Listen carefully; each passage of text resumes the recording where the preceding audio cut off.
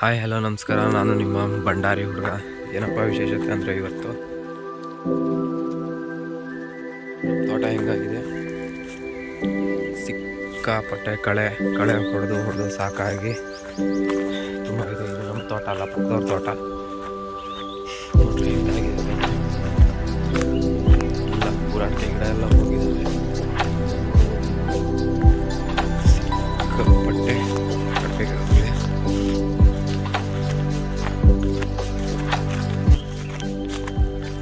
ಇಲ್ಲಿ ನೋಡ್ತಾ ಇರೋ ತೋಟ ಎಲ್ಲ ನಮ್ಮದೇ. ಈ ಚಿಕ್ಕ ಇದೆ, ಎಲ್ಲ ಹಳದೇ ಆಗಿದ್ದಾವೆ. ಜಸ್ಟ್ ಒಂದು 4-5 ಡೇಸ್ ಆಗಿದೆ ಕಳೆ ಹೊಡೆದು. ನೋಡ್ರಿ, ಇದೊಂದು ನಾನು ತಂದು ನರ್ಸರಿಯಿಂದ ತಂದ ಗಿಡ. ಇದು ಹಿಂಗಾಗಿದೆ. ನಾನು ಸತ್ತೋಗಿತ್ತು ಅಂತ ಮಾಡಿದೆ, ಆದರೂ ಹೆಂಗೋ ಬದುಕಿತ್ತು.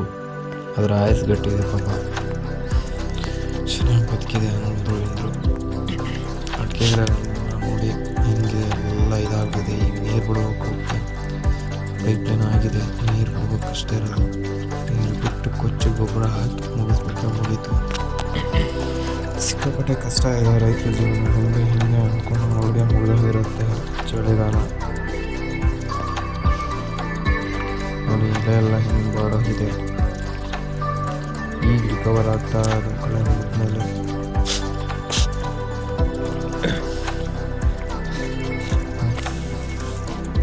ಪಕ್ಕದ ಮನೆ ತೋಟ ಅವ್ರದ್ದು. ನಾವು ಮೇಲೆ ಹಂಗೆ ಹಾಕಿರೋದು, ನಾವು ಟ್ರೆಂಚ್ ಹೊಡೆದು ಹಾಕಿರೋದು. ಮುಂದೆಲ್ಲ ವ್ಯೂ ನೋಡ್ರಿ, ತೋಟ ವ್ಯೂ ಎಲ್ಲ ನೋಡ್ರಿ. ಏನಂತೂ ಈ ಮೈಸೂರಲ್ಲದೆ ಕಾಟ ಆಗಿದೆ, ಸಿಕ್ಕಾಪಟ್ಟೆ ಕಾಟ ಇದರದು.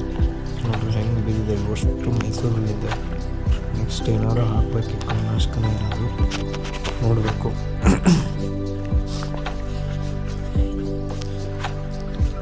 ನೋಡ್ರಿ ವ್ಯೂ ನೋಡ್ರಿ, ಎಷ್ಟು ಚೆನ್ನಾಗಿದೆ ವ್ಯೂ ನೋಡ್ರಿ ಅಂತ ಹೇಳಿ ನಾನು ತೋರಿಸ್ತಾ ಇದ್ದೀನಿ. ನೋಡ್ರಿ ಹೆಂಗಿದೆ ವ್ಯೂ. ಈ ಥರ ಮಾಡಿದ್ದೀವಿ ಈಗ ಸದ್ಯಕ್ಕೆ. ಹೀಗಿದೆ, ಚೆನ್ನಾಗಿದೆಯಾ ಇಲ್ವಾ ನೋಡ್ರಿ ತೋಟ. ನೋಡ್ರಿ ಒಂದು ಕಡೆಯಿಂದ ನೋಡ್ರಿ ಸಕ್ಕತ್ತಾಗಿದೆ. ಇನ್ನೂ ಡೆವಲಪ್ ಮಾಡ್ಬೇಕದನ್ನ. ತೋಟಕ್ಕಿಂತ ನಾನು ಇನ್ನೂ ಚೆನ್ನಾಗಿದ್ದೀನಿ. ಹಾಗೆ ನೋಡ್ರಿ ವ್ಯೂಸ್ ಎಲ್ಲ ಸಕ್ಕತ್ತಾಗಿದೆ. ನಮ್ಮದತ್ತು ಮಲೆನಾಡಿನ ಭಾಗ, ಹಚ್ಚ ಹಸಿರಿನ ಭಾಗ, ಮಲೆನಾಡಿನ ಭಾಗ. Wait and watch.